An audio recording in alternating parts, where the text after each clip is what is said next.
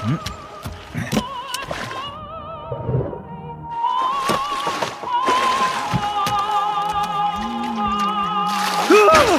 is that? Oh, Per mille sardine.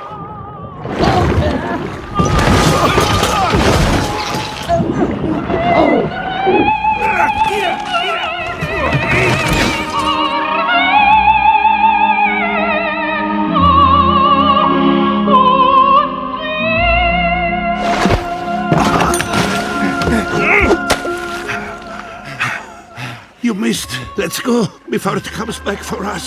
I told you they were real. Oh, what a monster.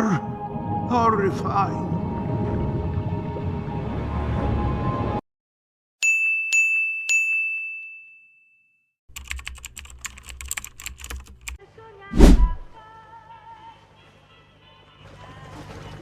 Listen, Tommaso, do we really need to fish near the island? Hey, you worry too much. I don't know.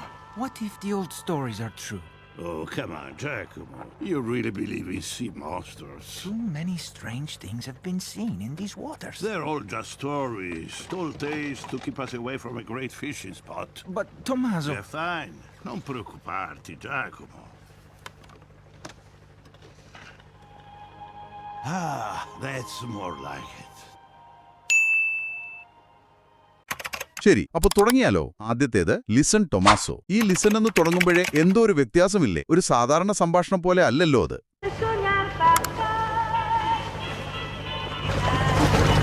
Listen, Tommaso.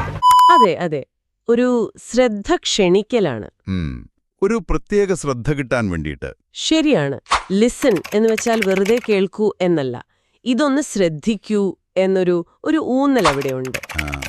ഒരുപക്ഷേ ഈ പറയുന്ന ആൾക്ക് കുറച്ചൊരു മുതിർന്ന ഭാവമോ അല്ലെങ്കിൽ ചിലപ്പോൾ ഒരു അക്ഷമയോ ഒക്കെ ഉണ്ടാവാം. അല്ലെങ്കിൽ പറയാൻ പോകുന്ന കാര്യത്തിന്റെ ഗൗരവം കൂട്ടാനുമാകാം. അല്ലേ? തീർച്ചയായും.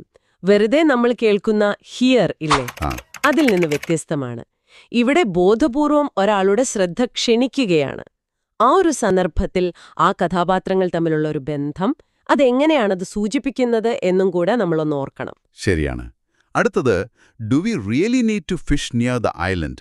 Do we really need to fish near the island? ഇവിടെ ഈ റിയലി എന്നൊരു വാക്കുണ്ടല്ലോ, അത് കേൾക്കുമ്പോ ഒരു പേടി അല്ലെങ്കിൽ ഒരു ആശങ്ക, അങ്ങനൊരു ധ്വനിയില്ലേ? ശരിക്കും നമുക്കതിന്റെ ആവശ്യമുണ്ടോ എന്ന് ചോദിക്കുമ്പോ ആ ശരിക്കും എന്നതിലൊരു പ്രത്യേക ഊന്നൽ വരുന്നില്ലേ? തീർച്ചയായും. റിയലി അത് അവിടെ ഒരു സംശയമാണ് മുന്നോട്ട് വെക്കുന്നത്, വെറുതെ ഒരു ചോദ്യമല്ല. അതെ, ഒരു കാര്യത്തിന്റെ ആവശ്യകതയെ തന്നെ ചോദ്യം ചെയ്യുകയാണ്. വെറും ഡു വി നീഡ് എന്ന് ചോദിക്കുന്നതിനേക്കാൾ കുറച്ചുകൂടി ഒരു ശക്തമാണത്. ഡു വി റിയലി നീഡ് എന്ന് പറയുമ്പോൾ അതൊരു പക്ഷേ ആ കഥാപാത്രത്തിന്റെ ഉള്ളിലെ ഭയത്തെ തന്നെയാണ് കാണിക്കുന്നത്. പിന്നെ നീഡ്, ആവശ്യം. ഓക്കെ. എന്തിനാണ് ഈ ആവശ്യം? അത് അത്യാവശ്യമാണോ അതോ വെറുതെ ഒരു റിസ്ക് എടുക്കുകയാണോ? To fish near the island എന്നതിലെ ആ നിയർ ദി ഐലൻഡ് ഇല്ലേ, അതാണ് ശരിക്കും ആ ഭയത്തിന്റെ ഒരു കാരണം. ആ സ്ഥലം. അതെ, ആ ദ്വീപ് ഒരുപക്ഷെ അവർക്ക് രണ്ടുപേർക്കും അറിയാവുന്ന എന്തോ ഒരു അപകടം പിടിച്ച സ്ഥലമായിരിക്കാം. അതുകൊണ്ടാണ് ദി ഐലൻഡ് എന്ന് പറയുന്നത്. അതായത് സംസാരിക്കുന്നയാൾക്കും കേൾക്കുന്നയാൾക്കും അറിയാവുന്ന ഒരു പ്രത്യേക ദ്വീപ്. അല്ലാതെ ആൻ ഐലൻഡ് എന്നല്ല. അല്ല, ആൻ ഐലൻഡ് എന്ന് പറഞ്ഞാൽ ഏതെങ്കിലും ഒരു ദ്വീപ്, അത്രയുള്ളൂ. ഇവിടെ അതല്ല. അപ്പൊ ആ ഒരൊറ്റ ചോദ്യത്തിൽ തന്നെ ഒരുപാട് കാര്യങ്ങൾ വരുന്നുണ്ട്. പേടി, പിന്നെ ആ സാഹസികതയോടുള്ള ഒരു വിമുഖത, ആ സ്ഥലത്തിന്റെ ഒരു അപകട സാധ്യത, അങ്ങനെ പലതും. അടുത്തത്, യു വറി ടു മച്ച്. ഇതൊരു ഒറ്റയടിക്ക് കേട്ടാൽ ഒരു സാധാരണ ഉപദേശം പോലെയോ ആശ്വാസം പോലെയോ തോന്നാം.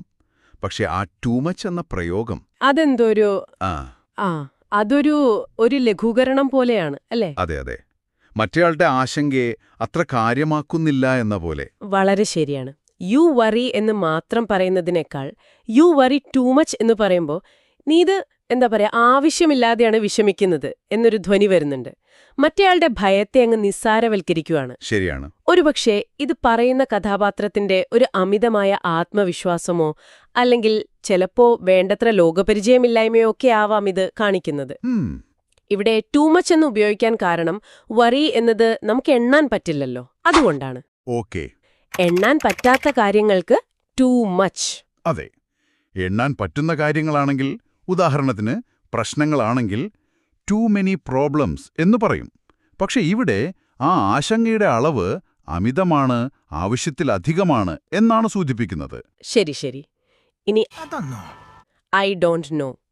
വളരെ സിമ്പിൾ, എപ്പോഴും കേൾക്കുന്നൊരു മറുപടി. പക്ഷെ സിനിമയിലെ ഒരു സന്ദർഭത്തിൽ ഇതിന് വേറെ അർത്ഥങ്ങൾ വരാമല്ലോ അല്ലേ? ചിലപ്പോഴിത് വെറുമൊരു അറിവില്ലായ്മ ആയിരിക്കില്ല. ആയിരിക്കില്ല.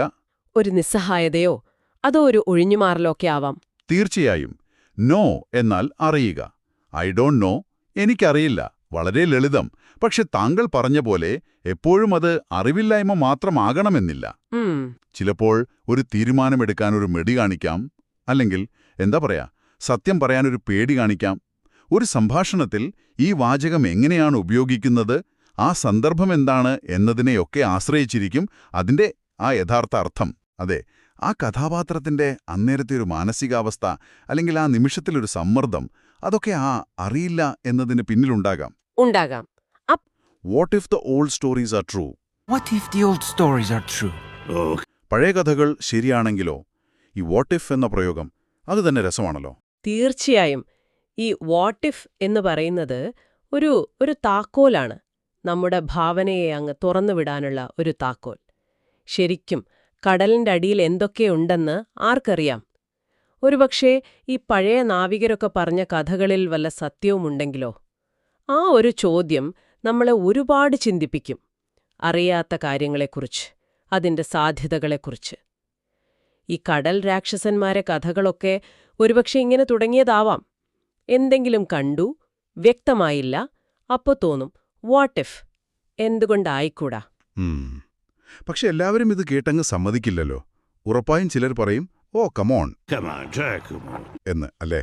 ആ ഒരു കമോൺ എന്ന പ്രയോഗം, അതിലൊരു പുച്ഛം അല്ലെങ്കിൽ ഒരു അവിശ്വസനീയതയുടെ സ്വരമില്ലേ? അപ്പോൾ ഒരാൾ ചോദിക്കാണ്, you really believe in sea monsters? നീ ശരിക്കും ഈ കടൽ രാക്ഷസന്മാരിലൊക്കെ വിശ്വസിക്കുന്നുണ്ടോ? ആ ഒരു വിശ്വാസം, ആ ഒരു ഐഡിയയിലേക്ക് വരാം. You really believe in sea monsters? അതെ, ബിലീവ് അഥവാ വിശ്വസിക്കുക, അത് വളരെ പ്രധാനപ്പെട്ട ഒരു കാര്യമാണ്. എന്തുകൊണ്ടാണ് ചിലർ ഇത്തരം കാര്യങ്ങളിൽ, ഈ കടൽ രാക്ഷസന്മാരിലൊക്കെ വിശ്വസിക്കുന്നത്? മറ്റു ചിലർക്കിത് വെറും കെട്ടുകഥയായി തോന്നുന്നത് എന്തുകൊണ്ടാണ്? ഒരു കാരണം ചിലപ്പോൾ ഈ തെളിവുകളുടെ അഭാവം തന്നെ ആവാം. എന്നാൽ മറ്റു ചിലർക്ക് തലമുറകളായി ഇങ്ങനെ കേട്ടുവരുന്ന കഥകൾ, അല്ലെങ്കിൽ ചിലരുടെ അനുഭവങ്ങൾ എന്ന് പറയുന്ന കാര്യങ്ങൾ, അതൊക്കെ മതിയാവും വിശ്വസിക്കാൻ. പിന്നെ ഈ സീ മോൺസ്റ്റേഴ്സ്, കടലിലെ ഭീകരജീവികൾ, ആ ഒരു ആശയം തന്നെ ഒരേ സമയം പേടിയും പിന്നെ കുറച്ച് കൗതുകവുമൊക്കെ ഉണ്ടാക്കുന്നുണ്ടാണ്. ഈ അനുഭവങ്ങളിലേക്ക് വരുമ്പോഴാണ് ചിലപ്പോൾ ഇങ്ങനെ കേൾക്കുന്നത്, too many strange things have been seen in these waters. Many strange things have been seen in these waters. അതായത് ഈ ഭാഗത്തെ കടലിൽ ഒരുപാട് വിചിത്രമായ കാര്യങ്ങൾ കണ്ടിട്ടുണ്ട് എന്ന്. ഇവിടെ ആ ടു മെനി എന്ന് പറയുന്നത് ശ്രദ്ധിക്കണം. ഒന്നോ രണ്ടോ അല്ല, എണ്ണത്തിൽ കൂടുതൽ തവണ. അതെ, എണ്ണാൻ പറ്റുന്ന കാര്യങ്ങൾക്കാണ് ടു മെനി എന്ന് പറയുക. പുസ്തകങ്ങൾ, ആളുകൾ, അങ്ങനെയൊക്കെ. എണ്ണാൻ പറ്റാത്തതാണെങ്കിൽ ടു മച്ച് എന്ന് പറയും. Too much sugar, too much time എന്നൊക്കെ. അപ്പോൾ ഇവിടെ ടു മെനി സ്ട്രേഞ്ച് തിങ്സ്. ആ സ്ട്രേഞ്ച് തിങ്സ്, വിചിത്രമായ കാര്യങ്ങൾ, അതെന്താണെന്ന് ഒരു വ്യക്തതയില്ല. പക്ഷെ അത് ഒരുപാട് തവണ കണ്ടു എന്ന് പറയുമ്പോൾ ആവർത്തനം അതിനൊരു എന്താ പറയാ, ഒരു ഗൗരവം കൊടുക്കുന്നുണ്ട്. അവിടെ ശ്രദ്ധിക്കേണ്ട വേറൊരു കാര്യം കൂടിയുണ്ട്. ആ ഹാവ് ബീൻ സീൻ എന്ന പ്രയോഗം. കാണപ്പെട്ടിട്ടുണ്ട്. ആരാണ് കണ്ടത് എന്ന് കൃത്യമായിട്ട് പറയുന്നില്ല. സബ്ജക്റ്റ് ആരാണെന്ന് വ്യക്തമല്ല. ഈ നാടോടി കഥകളിലും മറ്റുമൊക്കെ ഇത് സാധാരണമാണ്, ഇങ്ങനൊരു അവ്യക്തത. അപ്പോൾ ആരാ കണ്ടതെന്ന് അറിയാത്തതുകൊണ്ട് തന്നെ ഈ കഥ ശരിയാണോ എന്ന് സംശയിക്കാനും എളുപ്പമാണ്. ഈ അവ്യക്തത കാരണം തന്നെ ആവാം ചിലർ ഇതിനെ വെറും കെട്ടുകഥയായിട്ട് തള്ളിക്കളയുന്നത്. അതെ, ആ തള്ളിക്കളയൽ അതും സാധാരണമാണല്ലോ. They are all just stories. അതൊക്കെ വെറും കഥകളാണ്. ആ ജസ്റ്റ് എന്ന വാട്ടിൻ്റെ ഒരു ഉപയോഗം നോക്കൂ. വെറും കഥകൾ. അതിൻ്റെ ആ ഒരു ഇമ്പാക്റ്റ് കുറയ്ക്കുകയാണ് അവിടെ ചെയ്യുന്നത്. ഇതിനോട് ചേർത്ത് വയ്ക്കാവുന്ന വേറൊരു പ്രയോഗമുണ്ടല്ലോ, Old days to keep us away from a great fishing spot. But Tommaso, ഈ ടോൾ ടെയിൽസ് എന്ന് പറയുന്നത്. ടോൾ ടെയിൽസ്, അത് നല്ലൊരു പ്രയോഗമാണ്. അതിശയോക്തി കലർന്ന അവിശ്വസനീയമായ കെട്ടുകഥകൾ എന്നാണ് അതിൻ്റെ അർത്ഥം. ടോൾ എന്ന വാക്കിന് സാധാരണ ഉയരമുള്ള എന്നാണല്ലോ അർത്ഥം, ഒരു ടോൾ മാൻ എന്നൊക്കെ പറയും പോലെ. പക്ഷെ ഇവിടെ ടോൾ ടെയിൽ എന്ന് പറയുമ്പോൾ അത് വിശ്വസിക്കാൻ പറ്റാത്ത അത്ര വലുതാക്കിയ കഥ എന്നൊരർത്ഥമാണ്. ഒരുപക്ഷെ പണ്ടത്തെ നാവികർ കടലിൽ പോകുമ്പോൾ ബോറടി മാറ്റാനോ അല്ലെങ്കിൽ മറ്റുള്ളവരെ പേടിപ്പിച്ച് നല്ല മീൻപിടുത്ത സ്ഥലങ്ങളിൽ നിന്നൊക്കെ അകറ്റി നിർത്താനുമൊക്കെ ഉണ്ടാക്കിയ കഥകളാവാം. പിന്നെ ഈ ടെയിൽസ് എന്ന വാക്കുണ്ടല്ലോ, അതിന് സ്റ്റോറി എന്നതിനേക്കാളും കുറച്ചുകൂടി ഒരു ഐതിഹ്യം, കെട്ടുകഥ എന്നൊക്കെയുള്ളൊരു അർത്ഥം വരാറുണ്ട്. ഫെയറി ടെയിൽസ് എന്നൊക്കെ പറയുന്ന പോലെ. അപ്പോൾ ഈ ടോൾ ടെയിൽസ് എന്ന് കേൾക്കുമ്പോഴേ അറിയാം ഇതത്ര സീരിയസ് ആയിട്ട് എടുക്കേണ്ട ഒന്നല്ലാന്ന്. അപ്പോ നമ്മളിപ്പോ വാട്ട് ഇഫ് എന്ന് ചോദിച്ച് സാധ്യതകളെക്കുറിച്ച് ചിന്തിക്കുന്നതും കമോൺ എന്ന് പറഞ്ഞ് സംശയം കാണിക്കുന്നതും പിന്നെ too many strange things have been seen എന്ന് പറഞ്ഞ് അനുഭവങ്ങൾക്ക് ഒരു ഊന്നൽ കൊടുക്കുന്നതും അവസാനം ജസ്റ്റ് ടോൾ ടെയിൽസ് എന്ന് പറഞ്ഞ് ലാഘവത്തോട് തള്ളിക്കളയുന്നതും ഒക്കെ നോക്കി. നമ്മൾ ഈ ചർച്ച ചെയ്ത വാക്കുകളും പ്രയോഗങ്ങളുമൊക്കെ അറിഞ്ഞ സ്ഥിതിക്ക് നിങ്ങളിനി കേൾക്കുന്ന ഇത്തരം വിചിത്രമായ കഥകളെ എങ്ങനെയായിരിക്കും നോക്കിക്കാണുക? നമ്മൾ ആദ്യം പറഞ്ഞ ആ വാട്ട് ഇഫ് പോലെ ഒരു പക്ഷേ ഇത് സത്യമായിരുന്നെങ്കിൽ എന്ന് നിങ്ങൾ ആഗ്രഹിക്കുന്ന ഏതെങ്കിലും ഒരു ടോൾ ടെയിൽ ഉണ്ടോ നിങ്ങളുടെ മനസ്സിൽ? എല്ലാ കെട്ടുകഥകളുടെ ഉള്ളിലും ചിലപ്പോൾ ഒരു പൊടിക്ക് സത്യം ഒളിഞ്ഞിരിപ്പുണ്ടാവുമോ? അതൊന്ന് ആലോചിച്ചു നോക്കുന്നത് നല്ലതാണ്.